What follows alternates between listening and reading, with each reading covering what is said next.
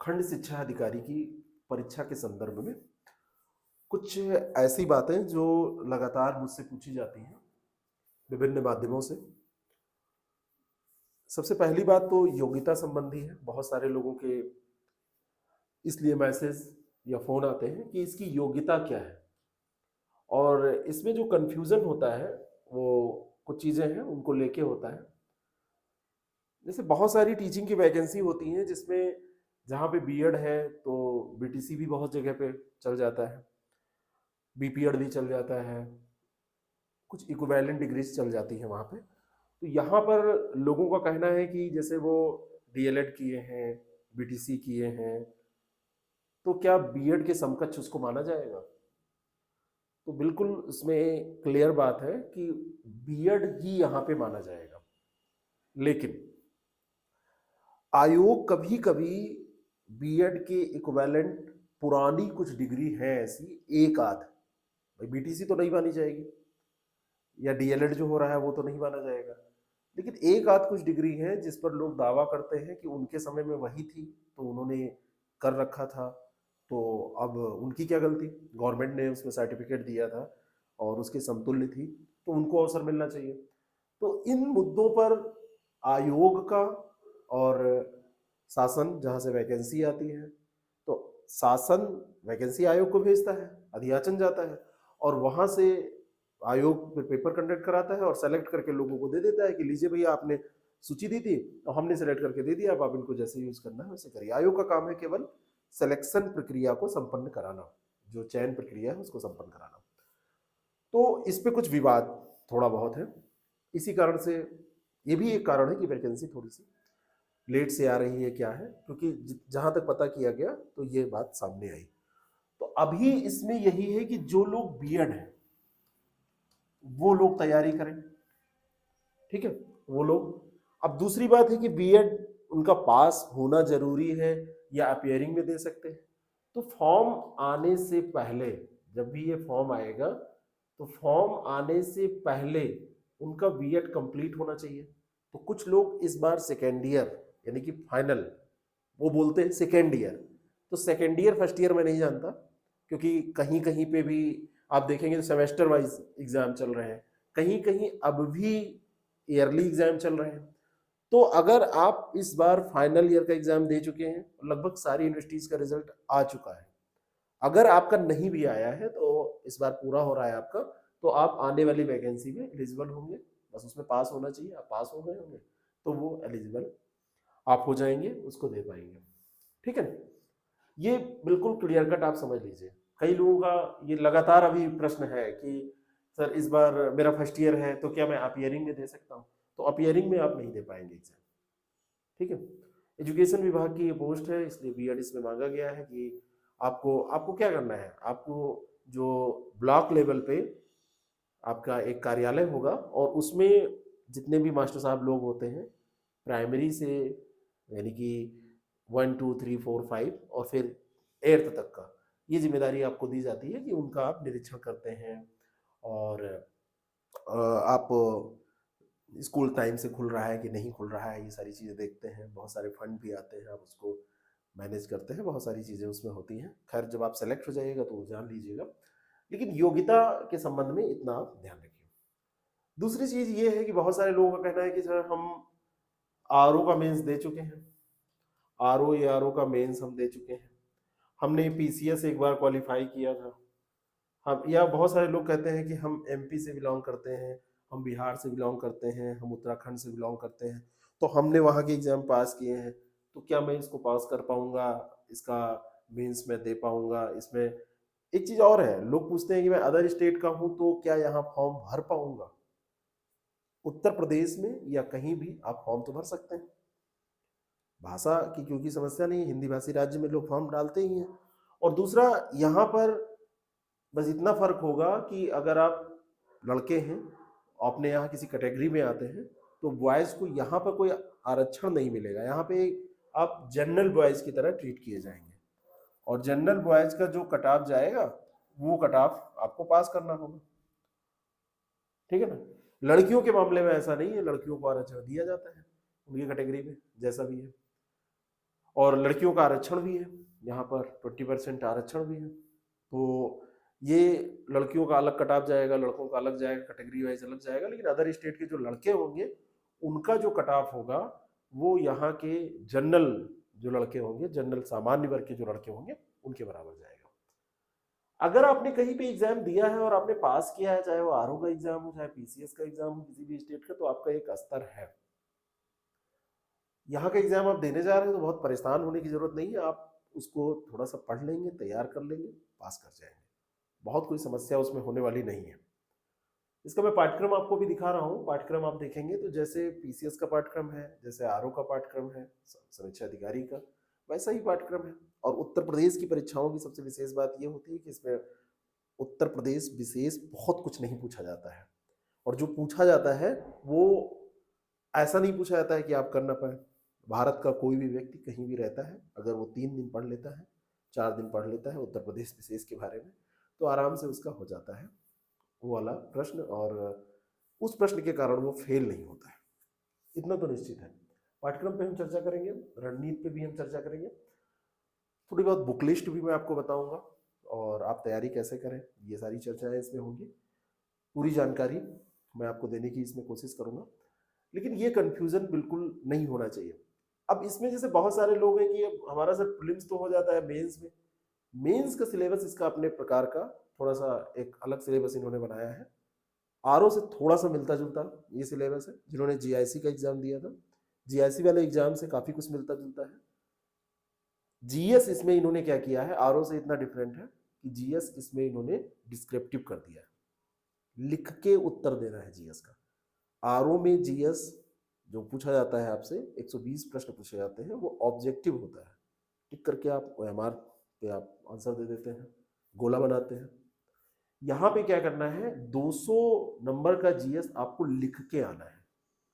उसमें इन्होंने पूरा फॉर्मेट बनाया है, उसमें 40 क्वेश्चन का पूरा फॉर्मेट है, उसमें छोटे, मझले और बड़े प्रश्न पूछे जाते हैं, यानी कि लॉन्ग बहुत लॉन्ग नहीं होते हैं, और short and very short. Very short में 20-25 वर्ड्स के क्वेश्चन, ये 2-2 मार्क्स के पूछते हैं, 20 क्वेश्चन वो पूछते हैं, 40 मार्क्स का वो हो जाता है।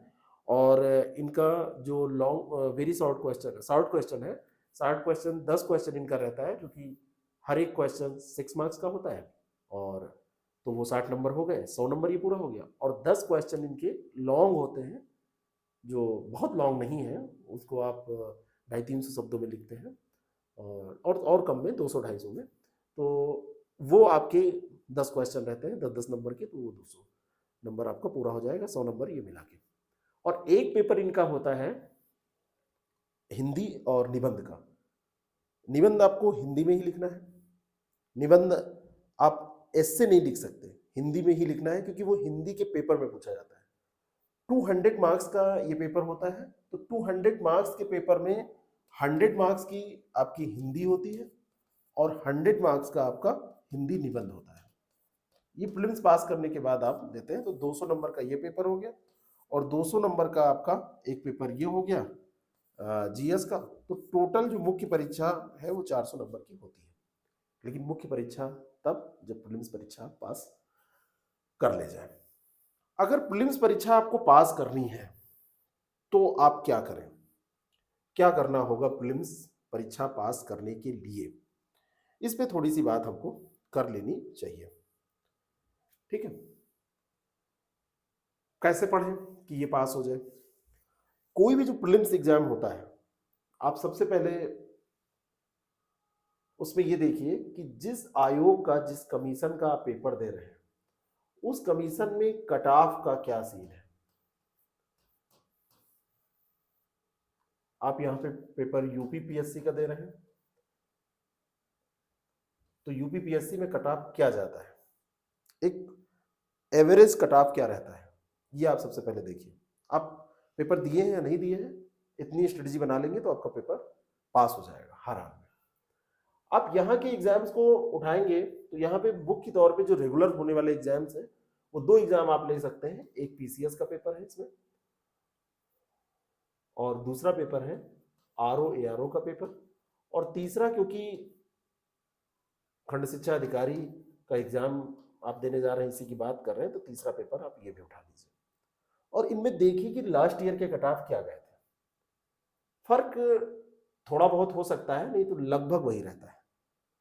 पीसीएस के पेपर में 150 क्वेश्चन पूछे जाते हैं, आरओ के पेपर में 140 जीएस के और 60 हिंदी के 200 क्वेश्चन पूछे जाते हैं, और बीओ के पेपर में 120 क्वेश्चन पूछे जाते हैं। तो हमारे लिए सही ये रहेगा कि हम इसका परसेंटेज में निकालें कि कट ऑफ लगभग कितने प्रतिशत प्रश्न सही करने पर, निगेटिव मार्किंग के तीनों पेपर हैं, तो कितने प्रतिशत, 1/3 की निगेटिव मार्किंग है, सही कर दें कितना तो पास हो जाते हैं। पीसीएस में कट ऑफ 85, 86, 87, 88, 84, 83 ऐसे जा रहा है। हम मैक्सिमम यहाँ पर मान लेते हैं कि 90 क्वेश्चन। 90 क्वेश्चन का मतलब है 60%। अगर 60% लगभग कर लेते हैं तो आप पास होने के करीब पहुंच जाते हैं। हर बार आप दावा नहीं कर सकते, हो सकता है किसी बार 91 चला जाए, 92 चला जाए, लेकिन फिर भी काफी हद तक। आगे बात करते हैं। आरओ के पेपर में आप देखेंगे तो यहाँ पे कट ऑफ थोड़ा सा बढ़ जाता है, और ये 125 से 132, 130 के आसपास, यानी कि 130 ले लें तो यहाँ 65% हो जाता है। ठीक है। और इसका कट ऑफ अगर देखें बीओ का जो लास्ट ईयर गया, तो ये लगभग 60-65 क्वेश्चन के बीच में जिनका लोगों का था, 55-56 पे भी हो गया, कैटेगरी वाइज अलग अलग गया, 60-65 क्वेश्चन पे लोगों का सिलेक्शन हो गया था। यहाँ पे हम मान लेते हैं 60% के आसपास, 60% नहीं और कम ही गया, तो इसको हम चलिए थोड़ा सा कम ही मान लेते हैं, और इसको मानने के लिए आप मान के चलिए कि यहाँ पे कट ऑफ गया था 55%। अब ये रेशियो आपने लिया तो मैक्सिमम जो यहाँ पे आपको लग रहा है आरओ का कट ऑफ 65%, आप उसको टारगेट कर लीजिए। ईयर बाय ईयर पेपर जैसा पूछा जाता है तो वो डिफर करता है, कभी कठिन होता है, कभी सरल होता है। पेपर कठिन होगा सबके लिए कठिन होगा, सरल होगा सबके लिए सरल होगा। तो पेपर कठिन होगा तो कट ऑफ थोड़ा सा नीचे चला जाएगा, डाउन चला जाएगा, सरल होगा तो कट ऑफ थोड़ा सा अप चला जाएगा। ये चीज तो होती ही रहेगी, लेकिन मेरा मानना है कि आप 55 से 60% तक रख लीजिए। यहां मैंने आपसे कहा कि 65% तक ये जा सकता है, तो आप 60% अगर एक टारगेट लेके चलते हैं कि 60% हमको क्वेश्चन सही करने हैं, तो 120 क्वेश्चन इसमें पूछे जा रहे हैं, 60% इसका हो गया 72 क्वेश्चन। और ये क्वेश्चन तब जब निगेटिव मार्किंग करके आप जो आपके गलत हुए हैं उनको घटा दीजिए। उदाहरण के लिए 120 में आपने अटेम्प्ट किए 105, 105 में आपके सही हुए 90 फॉर एग्जांपल, 15 आपके गलत हो गए, 15 गलत होंगे तो 1/3 की निगेटिव मार्किंग है, 5 क्वेश्चन ये आपके और कट हो जाएंगे, तो आपका 85 ये कट ऑफ आ रहा है एग्जाम्पल के लिए। इसी तरीके से अगर आपका 72 आ जाता है, मैं तो हमेशा आपको बताऊंगा कि ज्यादा आप करिए, और कोई नहीं चाहता है कम करना। जो पहली बार एग्जाम दे रहा है वो भी चाहता है कि हम बिल्कुल कट ऑफ सबसे हाई करके आएंगे, और जो पेपर देके कोई निकलता है तो वो कहता भी है कि मारा है इस बार। 5-10 सवाल जो है वही मुझे नहीं आते थे, सब आते थे, बाद में पता चलता है कि वही 5-10 जो, खैर वो अलग अलग सीन है। तो लगभग आप 72 का टारगेट कर लिए, 70 का टारगेट कर लिए 120 में, इसको माइंड मेकअप करके चलिए। अब बात आती है कि टारगेट तो कर लिए, टारगेट हो गया, टारगेट करना बड़ा आसान होता है। सुबह उठे सो के, नया ताजी हवा में बैठे, थोड़ा सा टहलो, मुस्कुराए और टारगेट कर लिए, एक पर्चे पे चस्पा कर दिया उधर की, हाँ बढ़िया, आज से 12 घंटे की पढ़ाई होगी, और ये तब तक होती रहेगी जब तक बीओ बन नहीं जाएंगे, पीसीएस बन नहीं जाएंगे, समीक्षा अधिकारी बन नहीं जाएंगे, और इस बार 72 ये क्या है, इसको 92 करके आएंगे, 120 में 92 करके आएंगे हर हाल में। ऐसा हमने सोच लिया बिल्कुल बढ़िया से, लेकिन ऐसा होता नहीं है। अब इतना ही रखिए और थोड़ा अच्छे से टारगेट को अचीव करने का प्लान बनाइए। तो अगर रणनीति की हम बात करें कि क्या रणनीति होनी चाहिए, कौन सी रणनीति हम अपनाएं जिससे कि ये टारगेट हमको अचीव हो जाए, उसकी अगर हम बात करें तो क्या रणनीति होनी चाहिए, इस पे थोड़ी सी चर्चा हम कर लेते हैं। सबसे पहले आपको प्रीवियस ईयर के क्वेश्चंस देखने हैं। अब प्रीवियस ईयर के क्वेश्चंस आपको दो चीजें, एक तो आपको जो ये टारगेट आपने रखा है वो कैसे अचीव होगा और उसमें क्या आपकी अभी स्थिति है, आपकी कंडीशन ये बता देंगे। जैसे दूसरे शब्दों में कहते हैं आप कितने पानी में, आपकी दशा इस समय क्या है, इसको देखेंगे। आपने 120 क्वेश्चन में जब सॉल्व किया तो आपके 50 ही सही हो रहे हैं, केवल 50 क्वेश्चन ही आप सही कर पाए, काट पीट के 45 सही कर पाए। तो आपको अभी इसमें 22 ऐड कर लेना है, इसको बढ़ाना है इतना। और दूसरा, प्रश्नों की जो प्रवृत्ति है, किस प्रवृत्ति के प्रश्न पूछे जा रहे हैं, ये चीज आपको ये बता देंगे। दूसरी सबसे महत्वपूर्ण बात है प्रीवियस ईयर के क्वेश्चंस पेपर देखने की, ये आपको बताएंगे। अब जब ये प्रश्नों की प्रवृत्ति आपको बताएंगे तो इससे दो चीजें आपको पता चलेंगी। एक तो क्या पढ़ना है, और दूसरी बात है कि कहां से पढ़ना है। दूसरी बात क्या है कि कहां से पढ़ना है आपको।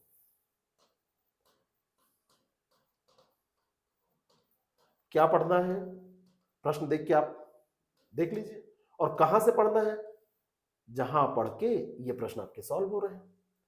ये पूरे पढ़ने पढ़ाने का केवल एक मकसद है कि आपका एग्जाम पास हो जाए, मोक्ष की प्राप्ति हो जाए। मोक्ष की प्राप्ति एग्जाम के पास होने से ही होती है। तो ये आप बुक से, नोट से, इंटरनेट से, जैसे भी आप पढ़ लें, जो भी आपका माध्यम हो, सारे माध्यम उपलब्ध हैं। आज आपके पास एक बहुत बड़ा संसार आपके हाथ में है, आपकी जेब में रखा रहता है। आप कोई भी नोट्स, कोर्स ले सकते हैं, कोई भी नोट्स आप उसमें डाउनलोड कर सकते हैं, गूगल पे कुछ भी आप सर्च कर सकते हैं, सब कुछ आपके पास है। पेपर आप प्रीवियस ईयर के देख सकते हैं, बहुत सारे लेक्चर्स हैं उसको देख सकते हैं, कुछ भी आप सर्च कर सकते हैं। तो इसको आप देखिए। अब यहां पे प्रश्न ये आता है कि बीओ का तो एक ही साल का है, तो बीओ का जो उपलब्ध है उसको देखिए, और साथ में यहां पर आप क्या करिए, बीओ के साथ में आरओ, पीसीएस का भी देख डालिए, अन्य कोई एग्जाम का आपको मिल जा रहा है वो भी देख डालिए, कोई समस्या नहीं है। आराम से देखिए, वैसे ही प्रश्न पूछे जाते हैं। मैं आपको दिखाऊंगा आगे किसी सेशन में कि कैसे कैसे प्रश्न इससे रेगुलर आते हैं, और वो बहुत ज्यादा अंतर नहीं होता है। हर एक आयोग का, मैंने कई बार आपसे कहा है कि क्वेश्चन बैंक होता है, और क्वेश्चन बैंक जो होता है वो कोई अलग अलग एग्जाम के लिए नहीं होता है। उसी में सामान्य, सरल और कठिन, ये तीन कैटेगरी के प्रश्न होते हैं। किसी में सामान्य ज्यादा कर दिए जाते हैं, किसी में कठिन ज्यादा कर दिए जाते हैं, किसी में सरल। इसी हिसाब से पेपर सरल और कठिन हो जाता है। तो ये काम आप करिए, और जैसे ये काम आप करेंगे तब आपको समझ में आने लगेगा, तब आप सिलेबस पे जाइए कि पढ़ना क्या है। तब आप सिलेबस पे जाइए कि आपको पढ़ना क्या है। इसके पहले आप सिलेबस पे जाने की कोशिश मत करिए, क्योंकि इसके पहले आप अगर सिलेबस पे जा रहे हैं तो आप अपने साथ नाइंसाफी कर रहे हैं। प्रीवियस ईयर के क्वेश्चंस पेपर देख के, ये सारी चीजें काम करके फिर आप, और जो लोग बीओ का एग्जाम दे रहे हैं वो आरओ का एग्जाम जरूर दें, ये मेरी सलाह है। मुफ्त की सलाह है, देनी नहीं चाहिए, लेकिन मैं दे रहा हूं क्योंकि मुफ्त की सलाह देने वाला व्यक्ति बेवकूफ समझा जाता है। तो ये जो है एक ही पैटर्न के एग्जाम है, छोटे एग्जाम्स हैं, इसमें कुछ बहुत ज्यादा अंतर नहीं है। तो इसको आप करिए। अब इसको जब आपने कर लिया तो इसको करने के बाद में अब आपको अधिकार है कि आप सिलेबस पे जाएं। लोग कहते हैं कि सिलेबस पहले देखिए, मैं आपको कह रहा हूं कि सिलेबस आप बाद में देखिए, पहले ये काम करिए। और मैं यहां आपको बीओ का सिलेबस दिखा रहा हूं। आगे मैंने एक वीडियो में आपको बताया भी था कि आरओ और बीओ का सिलेबस सेम है। आप वो वीडियो आईएएस प्रेप टैग के साथ सर्च कीजिएगा, मिल जाएगा, और नहीं तो सर्च करके देखिएगा। और अगले सेशन में मैं जब फिर मिलूंगा आपसे तो मैं आपको बताऊंगा कि दिखा दूंगा कि यहाँ पर कैसे कैसे सिलेबस सेम है। अब सिलेबस पे आप जाइए तो देखिए सिलेबस में दिया क्या रहता है। बहुत बढ़िया से ये सिलेबस डिफाइन करते हैं, इतना अच्छा डिफाइन कोई कर नहीं सकता। जैसे इनको विज्ञान के प्रश्न पूछने हैं तो ये लिख देते हैं सामान्य विज्ञान, पढ़िए आराम से। डिसाइड करिए क्या पढ़ना है, कैसे पढ़ना है, अब आपकी जिम्मेदारी। सामान्य विज्ञान ऐसे डिसाइड करके तो आप, भाई सामान्य विज्ञान आप कौन सा सामान्य विज्ञान, सब कुछ तो सामान्य ही है, सब कुछ तो सामान्य ही है, क्या पढ़ेंगे इसमें? पूछते इसमें है ये फिजिक्स, केमिस्ट्री और बायोलॉजी, ठीक है, और सामान्य विज्ञान लिख देते हैं। क्या पढ़ेंगे, कितना पढ़ेंगे? इसीलिए मैंने कहा है कि प्रीवियस ईयर के जो क्वेश्चंस पेपर है वो आपको बताएंगे। प्रीवियस ईयर के क्वेश्चन पेपर आपको बता देंगे कि क्या पढ़ना है सामान्य विज्ञान में। इन्होंने लिख दिया भारत का इतिहास, भारत के इतिहास में ये आपसे एंशिएंट हिस्ट्री भी पूछेंगे, मेडिवल हिस्ट्री भी पूछेंगे और मॉडर्न हिस्ट्री भी पूछेंगे, फ्रीडम स्ट्रगल इसी में आ जाएगा, ये पूछेंगे। तो ये आप कहां से पूछेंगे, लाइन लेंथ क्या होगी, कैसे जान पाएंगे? प्रीवियस ईयर के क्वेश्चन पेपर से। राष्ट्रीय आंदोलन देखिए यहाँ पे ऐसे इन्होंने लिख दिया है अलग से, इसी में इसको। भारतीय राजतंत्र यानी कि पॉलिटी, अर्थव्यवस्था और संस्कृति, संस्कृति आप हिस्ट्री में जोड़िए, अर्थव्यवस्था और भारतीय राजतंत्र ये आपका 2 सब्जेक्ट और हो गए जीएस का।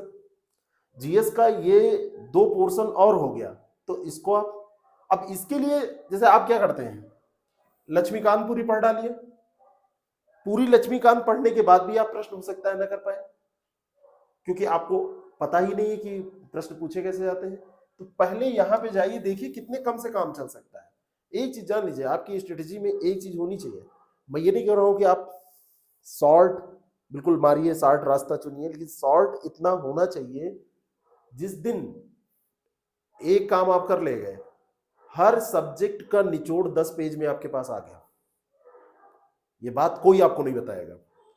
जिस दिन हर सब्जेक्ट का निचोड़ आपके पास 10 पेज में, 15 पेज में, 7 पेज में, 8 पेज में, डिपेंड करता है कि सब्जेक्ट की बात आप कर रहे हैं, ये निचोड़ आपके पास आ गया, उस दिन आप एग्जाम पास करने के बिल्कुल करीब पहुंच गए। कारण उसका, आप रिवीजन कर पाएंगे। एग्जाम के 10 दिन पहले आप पूरा जीएस नहीं पढ़ सकते, इतना जीएस नहीं पढ़ सकते, लेकिन आप 10 पेज रिवाइज कर सकते हैं। और यहां पर अगर फैक्चुअल इंफॉर्मेशन पूछी जा रही है और ये पूरे फैक्ट आपके पास, पूरे पॉलिटी के फैक्ट 10 पेज में नोट है, तो आप एग्जाम के 10 दिन पहले पढ़ लेंगे। और किसी का दिमाग इतना वो नहीं होता कि साल, 1.5 साल, 2 साल, 3 साल की चीजें याद रहे, रिवीजन होता है तभी याद रहती है। मुलाकात नहीं होती है लोगों से तो नाम भूल जाते हैं आप उनका, आपके साथ पढ़े होते हैं 2-2, 3-3 साल, 5 साल बाद मिलिए, अरे यार कुछ अरुण टाइप का नाम था, नाम याद आएगा, टाइटल याद नहीं आएगा, बाकी बदमाशियां सब याद रहेंगी उसकी, ये नहीं याद रहेगा। तो अगर फैक्चुअल पूछा जा रहा है, प्रीवियस ईयर पे पेपर में आपने देखा कि पीएससी कैसे पूछता है, यूपी पीएससी कैसे पूछ रहा है, तो आपने उसको तैयार कर लिया, जिस्ट तैयार कर ली उसकी, और जिस्ट तैयार करके आपने उसको 10 पेज में, 7 पेज में, 8 पेज में, 5 पेज में बिल्कुल रख लिया, थोड़ा सा छोटा भी नोट किया। अब आप कहेंगे नहीं हम पेज तो बनाएंगे, और आप कह रहे हैं 5 पेज, मैं ऐसे लिखूंगा इसमें प्रस्तावना, सर 1 पेज तो प्रस्तावना लिखने में ही बीत गया, इसमें प्रस्तावना के बारे में जाए, तो आप समझ नहीं रहे बातों को, फिर आप अभी तैयारी मत करिए। आप कुछ दिन अभी आराम करिए, खेलिए कूदिए, गिल्ली डंडा खेलिए, मैच वैच देखिए, थोड़ा बहुत इधर उधर मस्ती करिए, तब आप आइए। छोटा छोटा लिख के अच्छे से, मतलब पठनीय हो, आपने तैयार कर लिया, जिस्ट तैयार कर लिया। कहने का मतलब यह है कि जितना शॉर्ट में, तो शॉर्ट में कब आएगा, जब आपने प्रीवियस ईयर के क्वेश्चंस देखे और देखने के बाद में उसको लिया। भाई पढ़ना तो आपको ब्रॉड है, ब्रॉड में पढ़िए, पूरा सब करिए, लेकिन उसका जो नोट्स बनाइए वो शॉर्ट होना चाहिए। मोटी किताबें कभी रिवाइज नहीं हो पाती हैं, आप उसको रिवीजन कैसे करेंगे, उसको रिवाइज कैसे कर पाएंगे, ये सोच के तब आप नोट्स बनाया करिए। भारतीय कृषि से 2-4 सवाल, 5 सवाल पूछे जाते हैं, करंट अफेयर से रिलेटेड होते हैं, कुछ वैरायटीज से रिलेटेड होते हैं, बाकी भूगोल में भी हम उसको पढ़ते ही हैं, भारतीय कृषि, और वहां से तैयार हो गया, बहुत अलग से पढ़ने की जरूरत नहीं है। वाणिज्य एवं व्यापार सब करंट अफेयर का मुद्दा होता है, करंट अफेयर में जितने भी आंकड़े हैं वो तैयार करिए। जनसंख्या 2011 की है, वही तैयार करना है।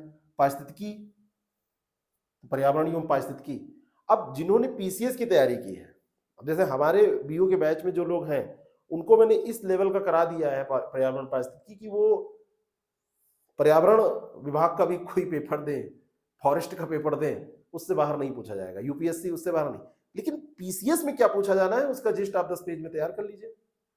पीसीएस में 15-20 सवाल 25 सवाल पूछ लिए जाते हैं, क्योंकि साथ में उसके एग्जाम डीएफओ वाला भी होता है ना, फॉरेस्ट डिपार्टमेंट का एग्जाम भी होता है, तो वहां पे ज्यादा प्रश्न पूछे जाते हैं। मेंस में भी ये करंट अफेयर से रिलेट करके आपसे पूछ लिया जाता है, काफी अच्छी मात्रा में यहाँ से प्रश्न पूछे जाते हैं। तो इसको आपने पढ़ लिया, तैयार कर लिया। नगरीकरण ये जनसंख्या के साथ आप पढ़ लेते हैं। विश्व एवं भारत का भूगोल, प्राकृतिक संसाधन, ये एक टॉपिक है। पहले आप वर्ल्ड ज्योग्राफी पढ़िए, और वर्ल्ड ज्योग्राफी जब आप पढ़ लें उसके बाद में जब आपका कॉन्सेप्ट क्लियर हो जाए तब आप ज्योग्राफी ऑफ इंडिया पढ़िए। ज्योग्राफी ऑफ इंडिया, और इसको पढ़ते समय जो वर्ल्ड के प्राकृतिक संसाधन वर्ल्ड में और इसके इंडिया के प्राकृतिक संसाधन भारत वाले, इसमें पढ़ लीजिए। फिर करंट अफेयर आपका है ही है। करंट अफेयर में बहुत परेशान नहीं हुआ जाता है, डेली 2-2 घंटे नहीं दिया जाता है, महीने भर 15 दिन पे जैसा भी आपकी स्ट्रेटजी हो। न्यूज़पेपर रोज पढ़िए। जो न्यूज़पेपर रोज पढ़ते हैं, है ना, न्यूज़पेपर में बॉलीवुड गपशप छोड़ के बाकी सब जो इंपॉर्टेंट चीजें हैं उनको जो रोज पढ़ते हैं, उनका करंट अफेयर क्वेश्चन गलत नहीं होता है, क्योंकि इकट्ठा जब आप उसको साल भर पे 6 महीने पे पढ़ते हैं तो थोड़ा सा दिमाग में आपके बाहर पड़ता है। लेकिन आप रोज न्यूज़पेपर पढ़ रहे हैं, अपने हिसाब से घटना आपने पढ़ी, और फिर आपको जब महीने भर 15 दिन में जब भी टाइम मिला, 2 महीने पे जब पेपर आया तब 6 महीने का आपने रिवाइज कर लिया तो आपका तैयार हो गया। बहुत लोग इससे बड़ा घबराए रहते हैं, सामान्य बौद्धिक एवं तार्किक क्षमता से। इसमें घबराना नहीं है। 12-14 सवाल आपसे पूछे जाएंगे, 8-10 सवाल बड़े सरल होंगे, 2-3 सवाल कठिन होंगे जिनको करने में मैथ्स और आप रीजनिंग पढ़ने की जरूरत महसूस करेंगे। बाकी किसी में ऐसा नहीं होगा, आप कर लेंगे। फिर यूपी स्पेशल ये आता है, उत्तर प्रदेश के बारे में जितना आपने ये सब पढ़ा है, इतिहास, भूगोल, इकोनॉमी, पॉलिटी, ये सब कुछ यूपी के बारे में, संस्कृति, सब यूपी के बारे में। और ये सामान्य बौद्धिक और तार्किक क्षमता, और साथ में ये मैथ्स जो दिया हुआ है, अर्थमैटिक दिया है, प्रारंभिक गणित, हाई स्कूल स्तर की अंकगणित, बीजगणित, रेखा गणित, ये सब मिला के मैंने आपसे जो बताया था 12-14 सवाल आते हैं, तो ये आपके हो ही जाएंगे। इसमें कोई बहुत घबराने की जरूरत नहीं है। पुराने पेपर जब आप देखिए तो इसके लिए आप क्या करिए कि सीसैट में, सीसैट का जो पीसीएस का पेपर होता है उसमें जो आपका अर्थमेटिक का और साथ में रीजनिंग का जो पोर्शन पूछा गया है, उन प्रश्नों को सॉल्व कर डालिए। 5-7 साल के सवालों को कर लीजिए तो आपका ये हो जाएगा। इस तरीके से आपकी ये स्ट्रेटजी बन गई। जहां तक बात किताबों की है, एक पूरी सूची मैंने डिस्कस की थी, वो मैं नीचे डिस्क्रिप्शन बॉक्स में डाल दूंगा कि कौन कौन सी किताबें पढ़ें, उसको देख लीजिएगा। उसमें फिर से मुझे बोलने की कोई जरूरत नहीं है, किताबें वैसे वही ही रहेंगी। लेकिन किताबों का चयन करते समय ये ध्यान रखिए कि आप इतना ज्यादा मत पढ़ डालिए इतनी मोटी किताब कि आप रिवाइज ना कर पाए उसको फिर से।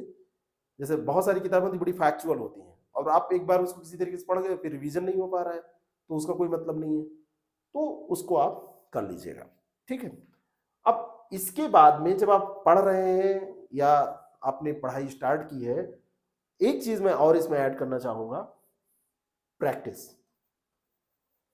प्रैक्टिस बहुत ज्यादा जरूरी है, जिसको आप टेस्ट सीरीज कहते हैं, वो बहुत ज्यादा जरूरी है।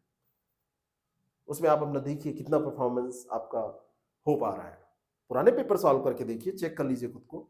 मार्केट में बहुत सारे पेपर हैं, उनको देख लीजिए, हमारे पेपर हैं उनको आप देख लीजिए। टेस्ट सीरीज है उसको ज्वाइन कर सकते हैं, आप कहीं से भी कर लीजिए, लेकिन उसको देखिए और अच्छे से आप उसको मतलब इस तरीके से तैयार करिए कि जो आपने पढ़ा है क्या उसका लाभ आपको मिल पा रहा है, या आपने जो पढ़ा है और जो क्वेश्चन पूछा जाता है उसमें कितना गैप है, कैसे कैसे आप उसको पूरा करेंगे, कैसे तैयार करेंगे। कई बार आप पढ़ लेते हैं, लेकिन क्वेश्चन इस प्रवृत्ति के पूछे जाते हैं, इस प्रकृति के पूछे जाते हैं कि वो नहीं कर पाते हैं। तो इस तरीके से तो आज से आप लोगों की जो स्ट्रेटजी होगी वो ये क्या होगी कि जो लोग एग्जाम दे रहे हैं, और ये कोई भी एग्जाम आप देना चाहते हैं सब पे इसी को अप्लाई कर दीजिए, कोई ये बीओ के एग्जाम के लिए नहीं है, ठीक है। तो आप उसमें किस प्रवृत्ति की जो प्रश्न पूछे जाने की प्रवृत्ति है, तो उस तरीके की तैयारी आप करिए। आपकी तैयारी की प्रवृत्ति प्रश्नों की प्रवृत्ति पर निर्भर होना चाहिए, वो चाहे प्रीलिम्स हो चाहे मेंस हो। आगे के सेशन में मैं आपको बताऊंगा मेंस में कैसे आपको प्रैक्टिस करनी है। आगे के सेशन में आपको मैं तुलना करके भी दिखा दूंगा। बुक लिस्ट आप देख लीजिएगा, एक नीचे डिस्क्रिप्शन बॉक्स में दिया है कि कौन कौन सी बुक्स पढ़ें। उसमें सिलेबस और सब मैंने बताया है, तो उससे आप तैयार कर लीजिएगा। ठीक है, फिर मिलते हैं आगे के सेशन में। और कोई भी आपको डाउट होगा, कुछ भी होगा, तो आप नीचे कमेंट करिएगा, तो उस कमेंट पे मैं आगे आप लोगों से मिलने की कोशिश करूंगा। Thank you.